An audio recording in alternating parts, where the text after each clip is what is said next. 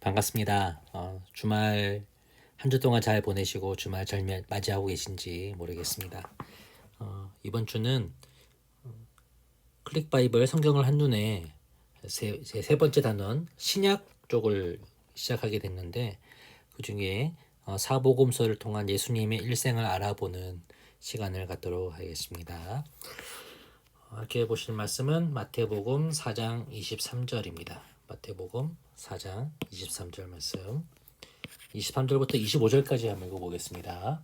마태복음 4장 23절부터 25절. 예수께서 온 갈릴리에 두루 다니사 그들의 회당에서 가르치시며 천국 복음을 전파하시며 백성 중에 모든 병과 모든 약한 것을 고치시니 그의 소문이 온 수리아에 퍼진지라. 사람들이 모든 앓는 자 곧 각종 병에 걸려서 고통당하는 자 귀신 들린 자 간질하는 자 중풍병자들을 데려오니 그들을 고치시더라. 갈릴리와 데가볼리와 예루살렘과 유대와 요단강 건너편에서 수많은 무리가 따르니라. 아멘.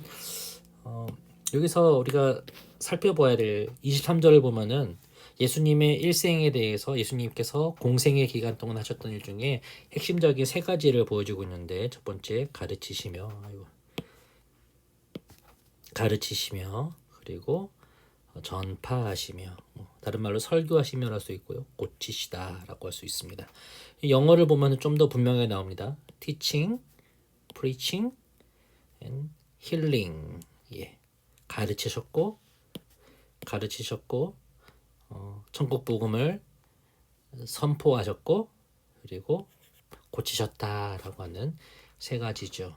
예수님의 이 행하신 일들, 우리 나중에 보겠지만 사복음서는 각각 좀 다른 관점에서 예수님을 보고 있는데, 그래도 동일하게 나와 있는 것은 예수님께서 이 세 가지를 하셨다라는 것이고, 또 무엇보다 십자가에 죽으시고 부활하심으로 말미암아 우리 믿는 자들의 구원을 이루셨다라고 하는 그 부분이 가장 위대한 것이다라고 할 수가 있겠습니다. 예수님의 위대함은 세상의 어떤 것과도 바꿀 수가 없죠. 위인 빈고입니다. 세상에 많은 위인들 혹은 악인들이 있었죠. 인류 역사를 빛낸 사람들, 어둡게 한 사람들의 이름을 적어보세요 라고 되어 있는데, 여기 보면은 빈고 아시죠? 이름을 딱 적어가지고 각자 이름을 적어보고 그 체크를 해가지고 이렇게 줄이 세 줄 정도 되면은 두 줄로 할까요? 두 개 이상 되면 체크가 되면 빙고를 해서 그 빙고를 맨 처음 한 친구에게 상을 주는 것도 참 좋을 것 같습니다. 한번 선물 준비해 주셔도 좋을 것 같습니다. 예. 악한 인물들이 어떤 사람이 믿겠습니까? 어둡게 한 인물들. 여기 보면은 예시로 나와 있는 히틀러 같은 사람도 있겠고, 뭐 김일성 같은 사람도 있겠고, 또 누가 있을까요? 임진왜란을 일으켰던 도요토미 히데요시 같은 사람도 있겠죠. 그러나 위대한 사람도 많죠. 세종대왕이나 이순신 장군이나 아니면 간디 같은 사람들, 그 사람이 훌륭한지 아니면 악한 사람인지에 대해서 여러 가지 논란이 있지만 나폴레옹 같은 사람들도 분명히 있을 거고요. 그렇게 해서 이 빙고 시간을 재밌게 한번 진행해 보시기 바랍니다. 어쨌든 이 위인 빙고를 하는 것은, 이렇게 세상에 많은 위인들이 있지만은 그 위인들보다 가장 더 위대하신 예수님의 인생을, 예수님의 삶을 우리가 일생을 돌아본다라고 하는 의미로 이번 주에 보는 걸로 하도록 하겠습니다. 숲으로 나무로, 이것은 뭐 이렇게 따로따로 보는 것보다는 좀 순서를 가지고 먼저 보면 좋을 것 같습니다. 역사의 주인공이신 예수님을 숲으로 해서 한다고 하고, 나무로 해서는 사복음서는 이런 책이다라고 하는 결론으로 나가게 될 건데, 좀 순서가 헷갈리죠. 저는 이렇게 하기로 했습니다. 이걸 맨 먼저 이 도표를 보시고, 그 다음에 그 도표에서 알 수 있는 것, 이 두 번째 요세푸스의 역사에 나와 있는 그 내용들, 예수님의 역사성에 대한 내용들, 그리고 그 예수님이 어떤 인생을 살아가셨는가에 대해서 한번 알아보고요. 그리고 마지막으로 사복음서, 예수님의 일생을 담고 있고 그리고 있는, 기록하고 있는 사복음서가 어떤 관점에서 쓰여졌는가라고 하는 것으로 숲으로와 나무로를 한꺼번에 진행하면 될 것 같습니다. 자, 수프로의 제목은 역사의 주인공인 예수님입니다. 세상 어떤 사람들은 예수님을 전설의 인물 혹은 가상의 인물 그런 식으로 보기도 하는 사람이 있고요. 그냥 뭐 선지자이며 그리고 혁명가였다 이렇게 얘기하는 사람들도 있습니다. 이슬람교에서도 예수님의 존재한 것을 아는데 그들이 봤을 때는 예수님은 많은 선지자 중에 하나일 뿐이지 메시아는 아니다라고 봅니다. 그냥 선지자, 혁명가. 그러나 예수님은 그렇지 않죠. 역사의 주인공이시고요. 그리고 세상 가장 위대한 하나님의 아들이다. 그리고 이런 진짜 있었는가 없었는가에 대해서 전설과 가상의 인물에 대해서 우리 역사의 주인공을 할 수가 있지만 선지자다 혁명가다 뭐 하는 여러 가지 다른 세상 사람들의 평가에 대해서는 우리가 바로 나무에서 사복음서는 이런 책이고 이렇게 예수님을 그리고 있다는 것을 보면서 좀 더 오해를 풀고 넘어갈 수 있는 시간이 됐으면 좋겠습니다. 여기 보면 첫 번째로 이 도표가 있습니다. 연대표가 있는데 이 연대표가 삼과에서 이미 배웠던 것입니다. 신약 성경에 나와 있는 연대가 어떻게 되어 있는가. 그 중에서 여기 이 부분을 밑에 좀 더 자세히 다루게 될 건데요. 이 도표를 통해서 우리가 알 수 있는 것이 있죠.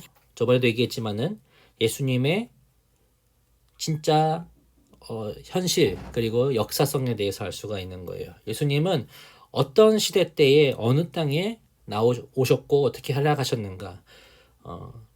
유대인들 이스라엘의 역사가 구약 시대부터 흘러오던 이 팔레스타인 땅에 베들레헴에서 태어나셨고 그리고 갈릴리 지방에서 자라나셨고 예루살렘에서 십자가에 못 박혀 죽으신 그런 지리적 배경이 있고 역사적으로는 이 팔레스타인 지방이 로마와 그리고 헤로드 왕에 의해서 로마가 정복하여 실질적으로 통치하고 있고 그리고 헤로드 왕이 헤롯이라고 하는 일가가 분봉왕으로서 그 땅을 다스리고 있었던 그때에 예수님께서 태어나신 겁니다.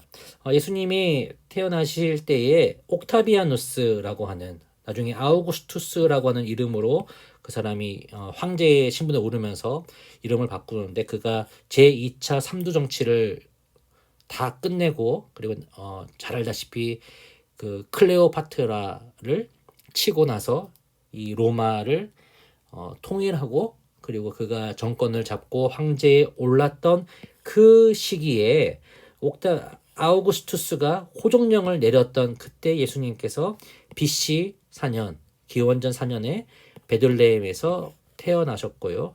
그리고 그가 살아가는 동안에 티베디우스 황제가 다스리는 때 그리고 칼리굴라 황제 시대 때에 예수님께서 죽으시고 부활하셨고 승천하셨다라고 그렇게 보여주고 있습니다.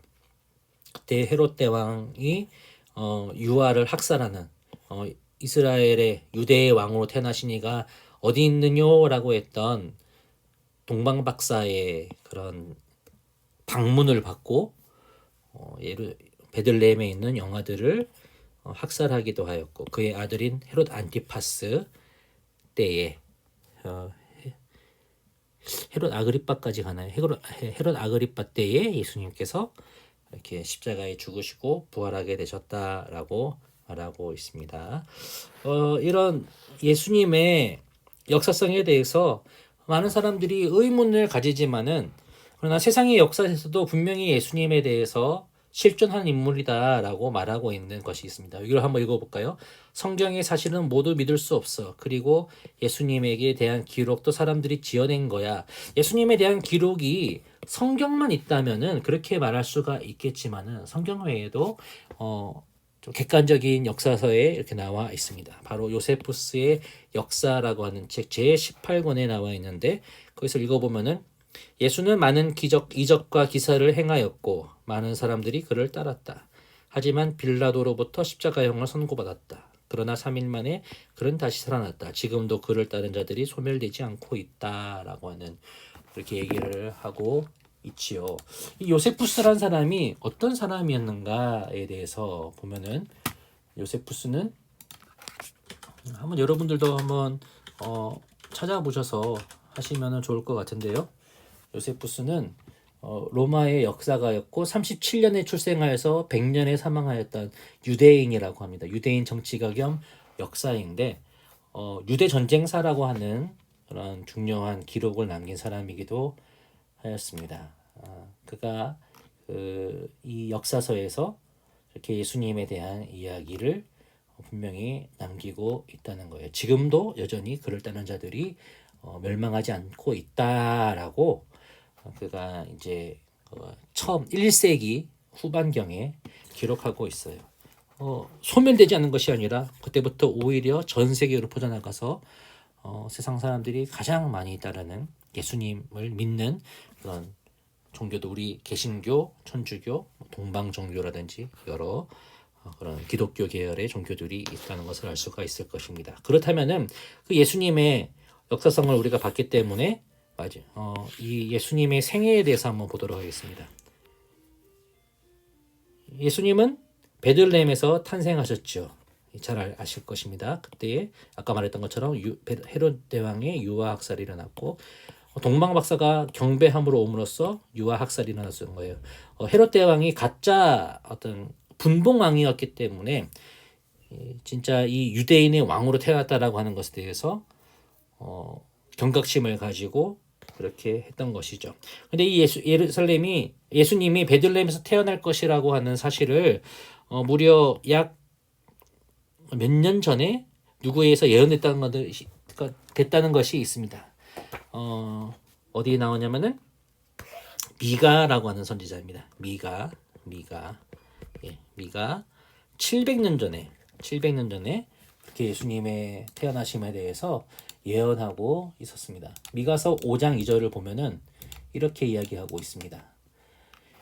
베들레헴 에브라다야 너는 유다 족속 중에 작을지라도 이스라엘을 다스릴 자가 내게서 내게로 나올 것이라. 그의 근본은 상고에 영원에 있느니라 라고 얘기하고 있습니다.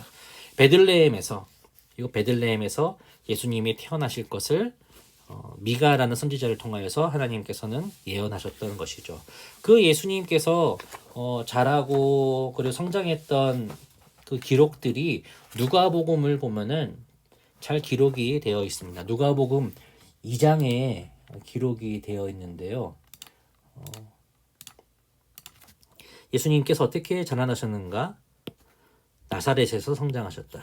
베들레헴에서 태어났지만은 베들레헴이 고향이 아닙니다. 원래 이 예수님의 어머니인 마리아 그리고 육신의 아버지인 요셉은 나사렛 사람들이었습니다. 갈릴리 지역에 있던 나사렛 사람인데 아까 봤던 이 예수님의 탄생과 관련된 아우구스투스의 호족령을 따라서 고향에 가서 각자의 본적지에 가서 그것을 호족하는 명령에 따라 유대의 지파이기 때문에 베들레헴으로 가게 되었던 것이죠. 근데 나중에 이 유대 유아 학살을 피하여서 이집트에 피했다가 또 헤롯 대왕이 죽은 이후에 다시 팔레스타인으로 왔고 나사렛에서 성장하게 되었던 것입니다. 12살 때에 예루살렘 성전에 율법을 가르치는 랍비들 놀라게 한 일이 있습니다. 예수님께서 12살 때에 어떤 일이 있었습니까?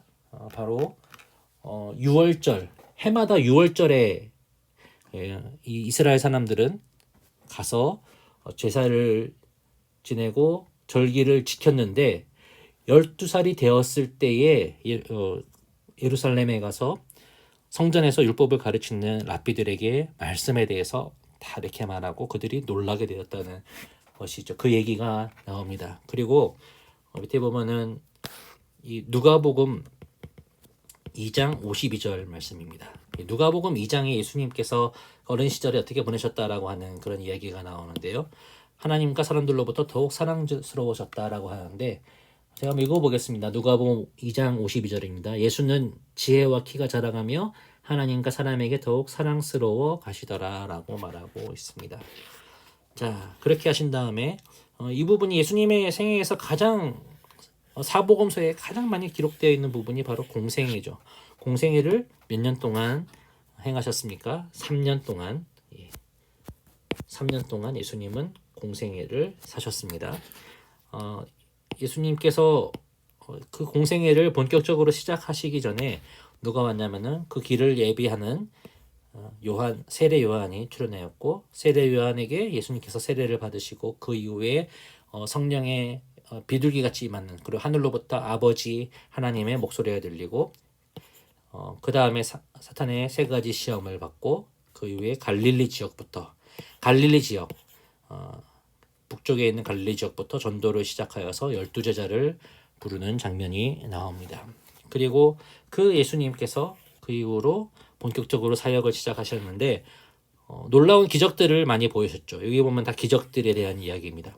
폭풍을 잠잠케 하심으로 자연도 천지 창조하신 창조주이신 예수님 앞에 복종하였고, 군대 귀신을 쫓아내고, 거라사 강인으로부터 군대 귀신을 쫓아내었고, 중풍병자를 고치시고, 그 천장을 뚫고 친구들에 의해서 내려오는 그 중풍병자를 친구들과 이 중풍병자의 믿음을 보시고 고치셨고요.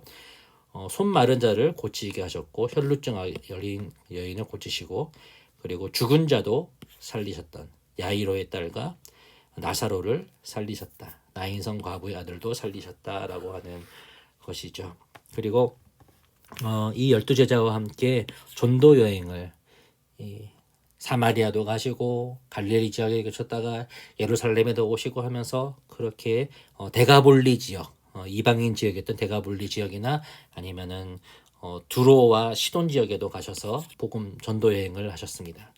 그리고 베드로가 예수님에 대해서 고백합니다. 주는 그리스도시요 살아계신 하나님의 아들입니다 라고 하셨고, 오병이어의 기적을 통해서 예수님의 놀라운 기적을 보이셨고, 또 무리를 걸어가셨고, 그 무리에 같이 따라온 베드로가 믿음이 없어서 빠져갈 때에 그 손을 붙잡으시면서 믿음이 없는 자여 라고 하시는 부분도 나옵니다. 그리고 수로보니게, 이 수로보니게라고 하는 것은 이 수로보니게, 시리아, 보니게, 페니키아, 이방인입니다. 이방인 여인의 믿음을 칭찬하셨죠.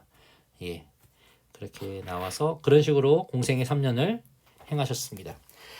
예수님께서 이 세상에 오셔서 가장 중요하게 했던 일 3가지를 말하자면, 아까 우리가 처음에 말씀을 읽을 때 나왔는데요. 다시 한번 읽어보겠습니다. 마태복음 4장 23절, 예수께서 온 갈릴리에 두루 다니사 그들의 회당에서 가르치시며 천국 복음을 전파하시며 백성 중에 모든 병과 약한 것을 고치시니 라고 하고 있죠.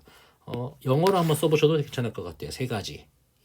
teaching, 말씀을 가르치셨다.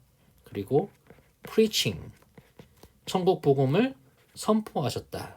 3번째, healing, 그들의 병을 고치시고 귀신을 쫓아내셨다라고 하는 이 3가지, 가르치시고, 말씀을 가르치시고 천국 복음을 선포하시고 병든 자들을 고치셨다라고 하는 이 3가지 일들. 근데 예수님은 이것 때문에만 오신 것이 아닙니다. 결국 이것을 통해서 보여주시고자 하는 것은 예수님이 선포하시는 그 천국의 하나님 나라의 아름다운 그 모습들, 완전한 모습들, 그것을 통해서 죄로부터 회복될 우리가 어떤 상태로 보이게 될 것인가라고 하는 것들을 예수님은 가르치시고, 말씀을 통해서, 구약 성경에 나와 있는 말씀을 통해서 자신이 오실 것이다. 그리고 그때부터 이미 선포되었던 하나님 나라에 대한 이야기들, 그리고 천국 복음의 비밀들을 선포하시고, 그 천국에서, 하나님 나라에서 우리 구원받은 자들이 처하게 될 그런 아름다운 상태, 온전케 됨을 말씀하셨던 것이지요.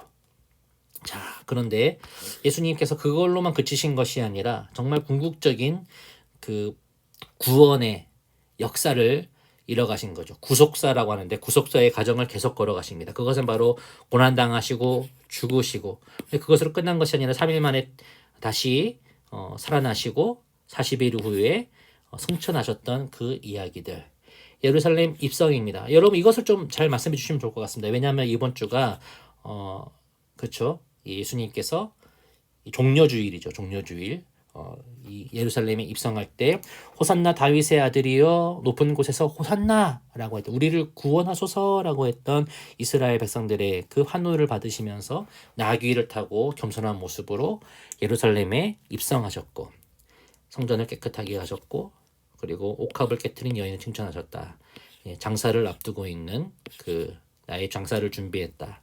그리고 마지막으로 제자들과 최후의 만찬을 하시고 겟세마네의 기도를 하시고 거기서 배신한 가룟 유다에 의해서 끌고 온 제사장의 무리들에게 붙잡히셔서 예수님께서 신문당하시고 그리고 십자가에 달려 죽으셨습니다. 우리의 모든 죄를 짊어지시고 그러나 3일 만에 부활하셨고요. 부활하신 후에 엠마오로 가는 두 제자에게 그리고 무덤을 찾아왔던 여인들에게 그리고 베드로에게 그리고 많은 제자들에게 나타나셔서 자신의 살아나신 부활의 몸을 보여주셨고요. 부활 후 40일간 이 땅에 계시면서 하나님 나라에 대해서 선포하시다가 다시 하나님 우편에 앉으시고 마지막 날 다시 오신다라고 우리는 믿고 소망하고 있습니다. 예수님의 이 죽음에 대해서 고난에 대해서 어떤 사람이 어떤 선지자입니까? 이사야 선지자가 무려 몇백 년 전, 700년 전, 약간 미가랑 같습니다. 같은 비슷한 시대에 살았던 활약했던 이 선지자.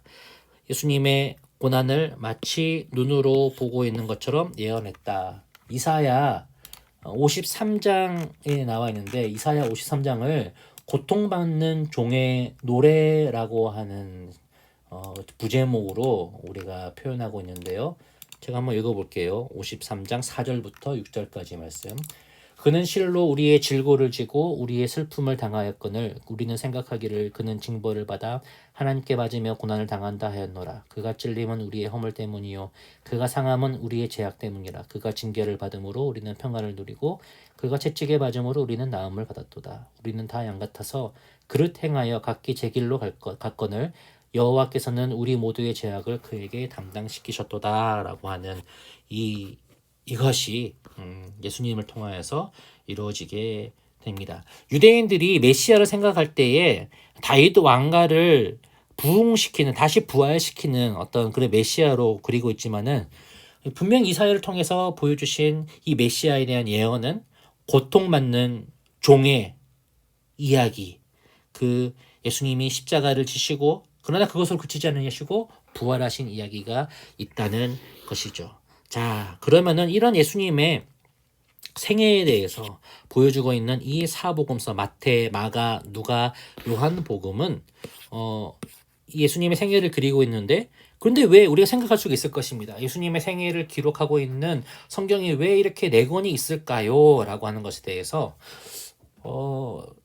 성경을 연구하는 사람들 중에 비평학자라고 하는 사람들이 있습니다. 특히 이 사복음서를 연구하면서 이 사복음서라는 것이 복음서가 4개나 나온 이유는 초기에 이 기독교 커뮤니티가 공동체가 여러 분파로 있었는데 각 분파에서 마태 분파, 마가 분파, 누가 분파, 요한 분파에서 나와서 각자의 신학적인 그런 것에 따라서 했다. 그런데 그 전에 무엇인가 그 전부터 내려오는 어떤 그 구전되는 성경이 있었다라고 하면서 성경의 완결성과 성경이 정말 하나님의 성령의 감동으로 지어진 완전 무오한 그런 말씀이라는 것을 깨뜨리려고 하는 그런 움직임들이 지금도 있죠. 그러나 우리는 이 마태복음, 마가복음, 누가복음, 요한복음이 왜 4권이나 기록되어 있는가라는 것에 대해서 이렇게 분명히 말할 수가 있어요. 마태복음이 강조하고 있는 것은 유대인의 왕으로 오신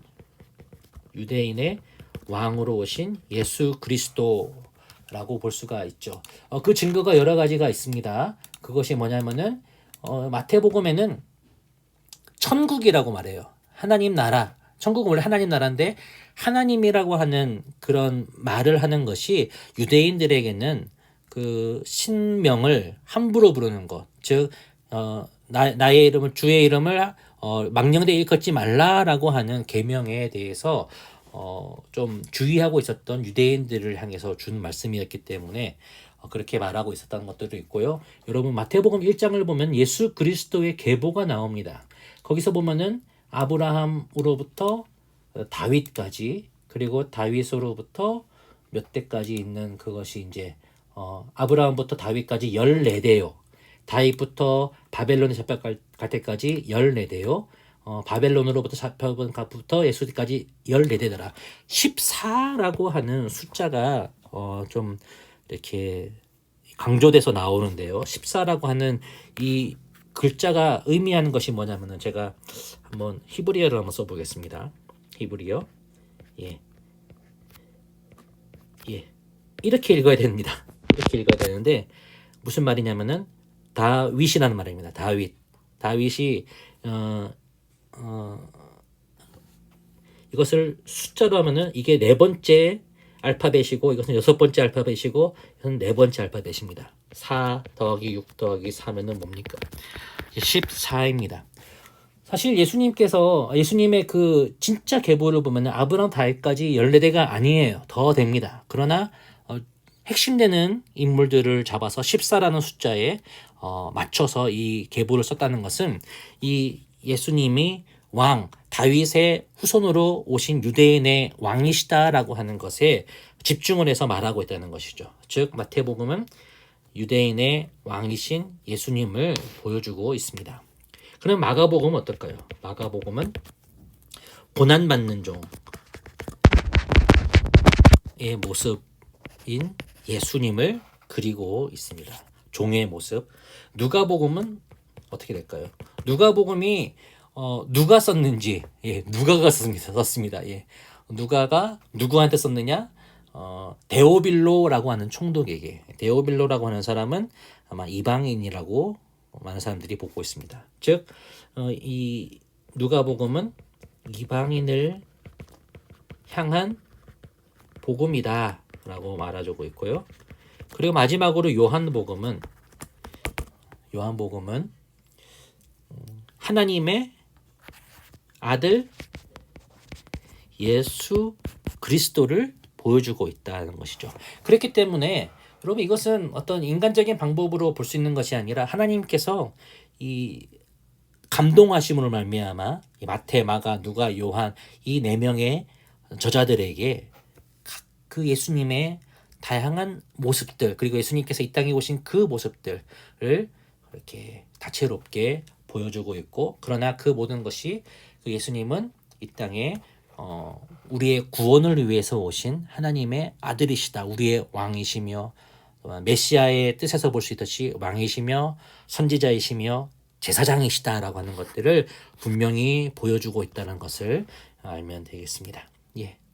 넘어가 보겠습니다. 살무로입니다. 살무로를 보시면 두 인물을 대조하고 있습니다. 첫 번째는 AD 몇 년부터 살았는지 모르지만은 AD 135년에 죽은 바르코크바라고 하는 사람과, 그리고 우리 구주 예수님에 대해서 그리고 있죠. 이 바르코크바라고 하는 사람은 용감한 사람이었습니다. 그를 따른 사람은 2,000명 정도였습니다. 반면 예수님은 태어날 때 아무도 모르고 있었습니다. 아주 유명한 사람, 용감한 사람도 아니었죠. 그렇게 평가되시는 분이 아닙니다. 그는, 이 바코쿠바라는 사람은 로마와의 독립전쟁에서 승리하였습니다. 많은 전투에서 이기고, 그리고 그의 얼굴이 새겨진 돈도 유통되었습니다. 이 당시에 이 유대 사회는 정말 로마에 대한 적개심이 많았습니다. 왜냐하면은 AD 70년에 아주 중요한 일이 있었는데, 유대 성전이 파괴되었어요. 로마군에 의해서. 전쟁에서 지고, 아까 봤었던 요세푸스라는 사람이 유대 전쟁사라는 것에서 이 부분들을 잘 말해주는데, 예루살렘에서 쫓겨나고, 그리고 유대 성전이 완전히 무너지는 그 상황 속에서 로마에 대한 적개심이 가득 찼을 때에 이 바코쿠파라는 사람은 유대인들의 영웅이 되겠죠. 그래서 이 사람이 칼을 들고 군사들을 일으켜서 승리도 하고 그렇게 큰 정권을 잡아가는 것처럼 보였지만은 결국 그는 로마로부터 처참하게 진압당하였고 죽었습니다. 그리고 그를 기억한 사람이 없습니다. 한번 물어봐 주십시오. 이거 제가 말씀드렸던 걸 말씀하시기 전에 여러분 바코크바라는 사람 아세요? 라고 물어보면은 모를 겁니다. 아마 전국에 있는 중고등학생 중에 바코크바를 알 수 있는 사람은 이 클릭 바이블을 배우지 않고서는 아마 모를 거예요. 자, 그러나 예수님 어떻습니까? 아무도 모르게 땅에 태어나셨고 소수의 사람이 따랐고 그는 예수님은 용감하게 싸우는 것이 아니라 십자가에 못 박혀 죽으셨지만은 그러나 부활하셨고 온 인류의 구세주가 되어서 모르는 사람이 없죠. 예수님의 이름을 모르는 사람이 없을 수 있겠지만은 거의 다 알고 있습니다. 자, 이 사실을 통해서 우리가 알게 된 것은 예수님은 어떤 분이시다라는 것을 알 수가 있나요? 예. 예수님은 여러 가지 답이 없습니다. 이거는요. 한번 이 무력보다 사랑과 섬김으로 온 세상을 구하신 분이시다.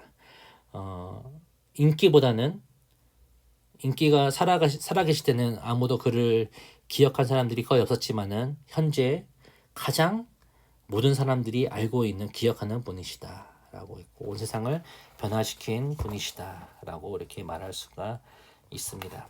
사랑과 섬김으로 그 구원의 역사를 보여주신 겸손한 왕이시다라고 말할 수가 있겠죠. 여러분 예수님이 그런 분이심을 여러분 믿으십니까? 이 땅 가운데 우리를 구원해 주신 그 예수님에 대한 감사와 또 그 은혜를 우리가 학생들에게 가르치기 전에 먼저 선생님들도 함께 묵상하고 기도하고 그 감격을 전할 수 있으면 좋겠습니다. 종려주일 그리고 고난주간이 시작됩니다.